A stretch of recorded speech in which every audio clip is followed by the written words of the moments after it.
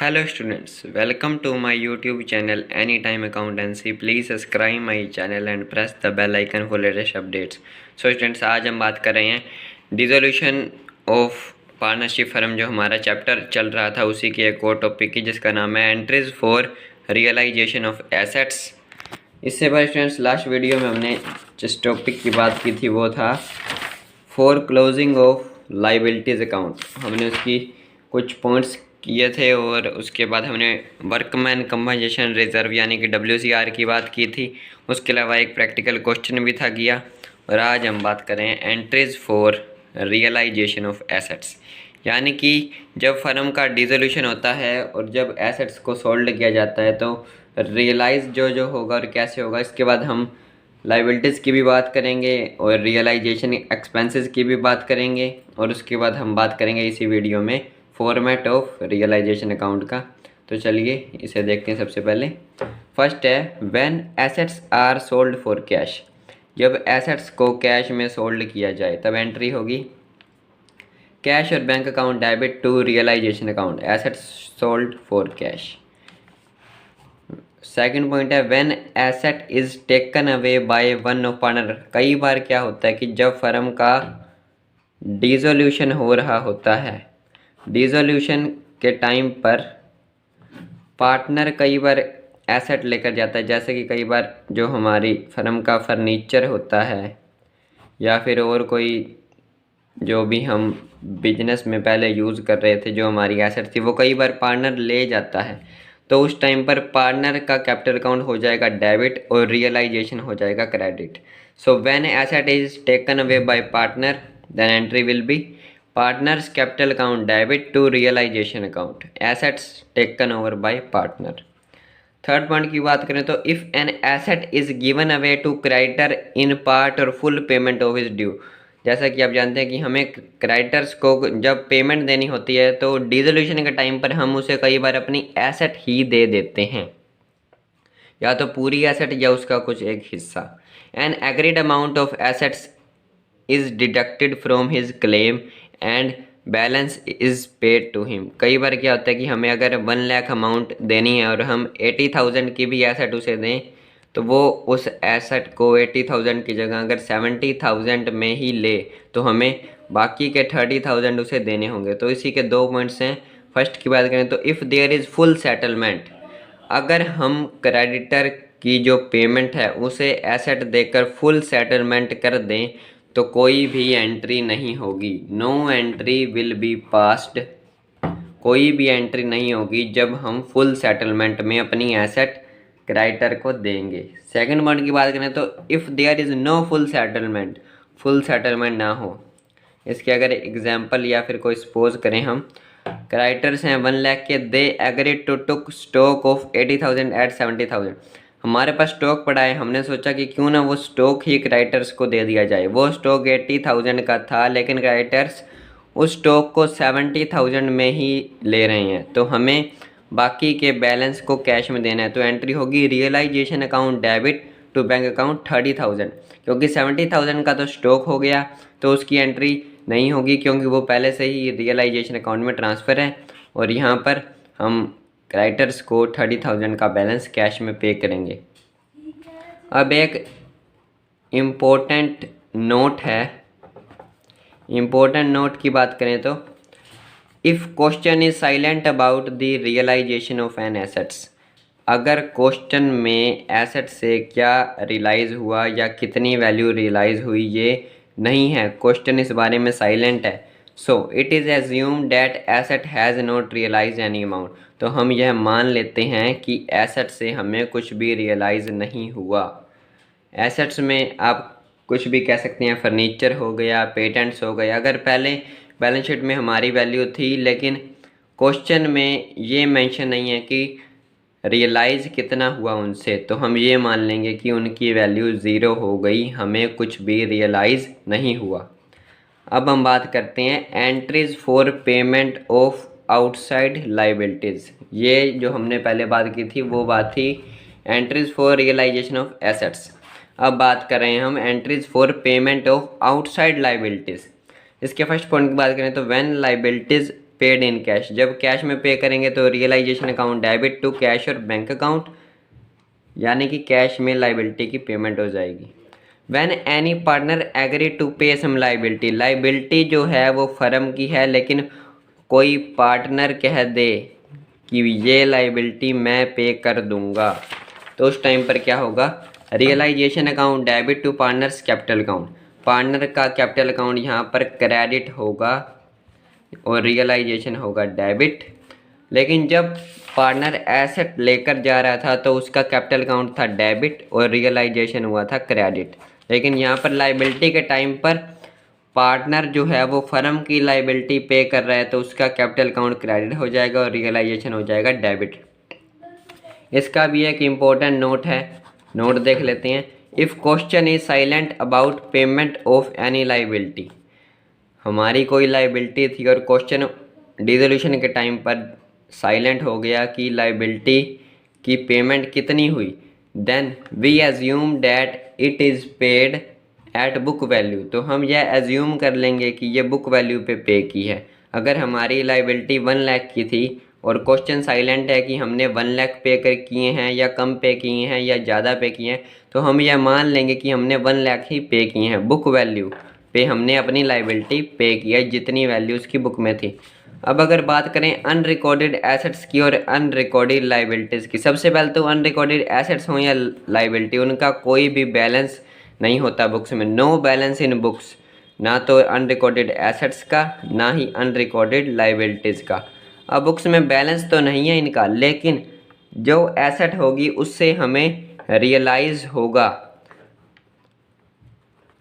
Realise तो होगी हमें अमाउंट जब हम अपनी एसेट्स को सोल्ड करेंगे, चाहे वो अनरिकॉर्डेड ही हैं, लेकिन वो रियलाइजेशन में जो हम रियलाइजेशन अकाउंट बनाएंगे उसमें ट्रांसफ़र नहीं होंगी।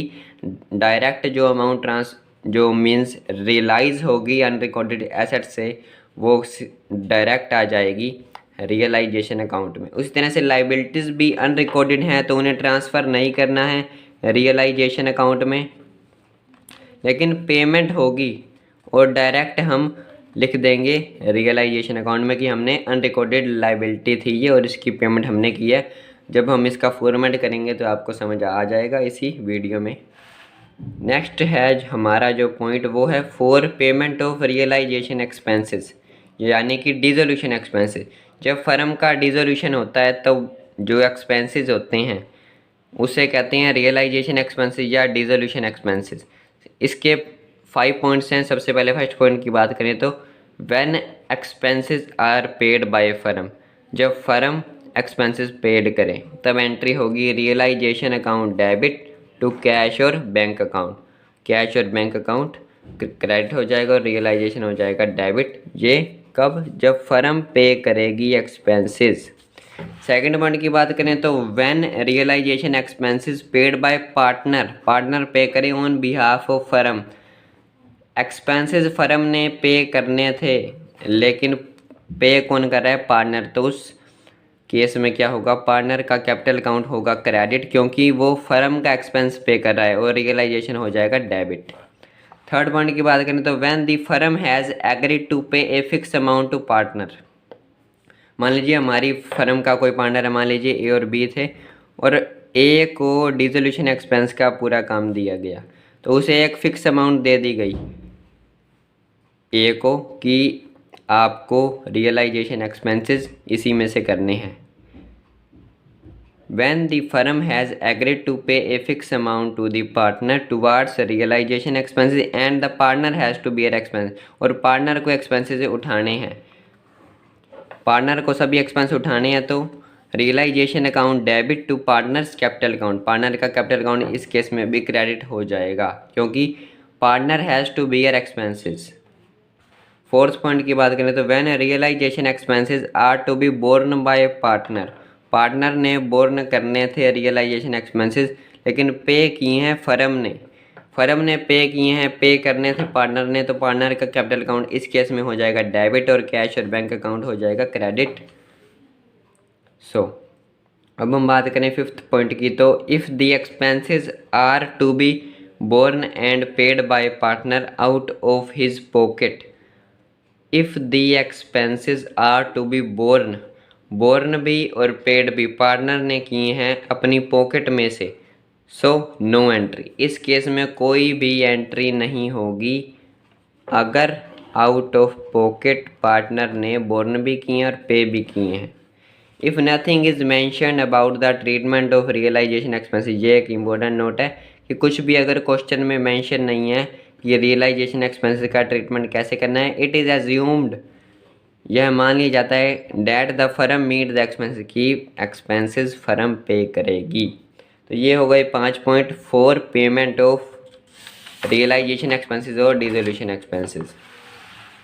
अब हम बात करते हैं format of realisation account. Realisation account का फॉर्मेट दो साइड होती हैं, एक तो डेबिट और एक credit.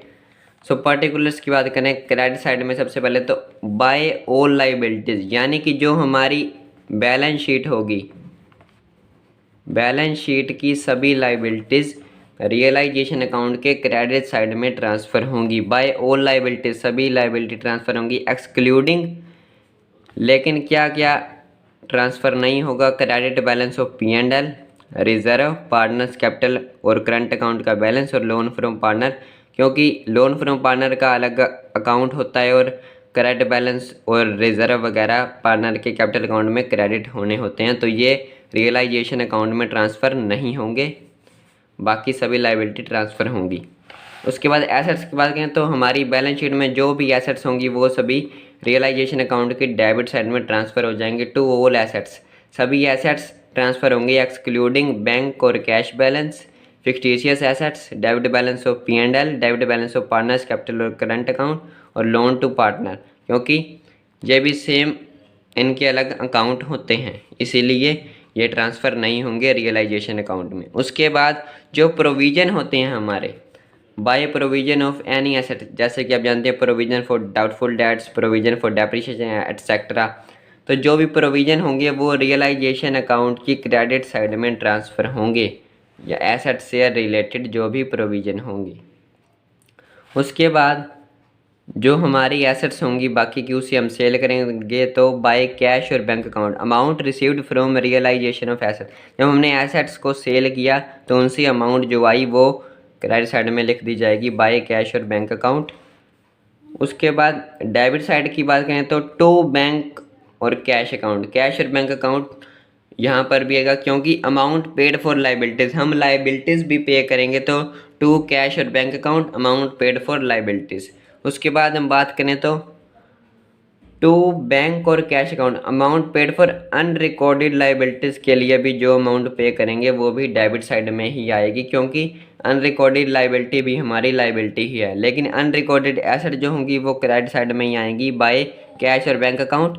Amount received from unrecorded assets, unrecorded assets से जो अमाउंट रिसीव होगी वो रियलाइजेशन अकाउंट की क्रेडिट साइड में आएगी, क्योंकि अनरिकॉर्डेड एसेट्स भी का ट्रीटमेंट भी एसेट्स की तरह ही होता है।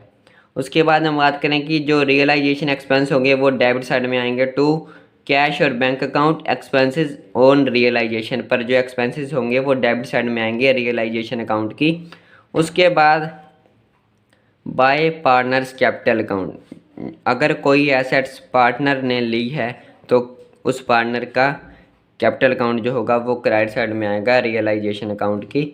और अगर किसी पार्टनर ने फर्म की लाइबिलिटी पे की है, लाइबिलिटी पेड, या फिर कोई एक्सपेंसेस पे किया, या फिर कोई कमीशन हमने उसे देना है, तो टू पार्टनर्स कैपिटल अकाउंट, उस पार्टनर का कैपिटल अकाउंट डेबिट साइड में आएगा रियलाइजेशन अकाउंट के।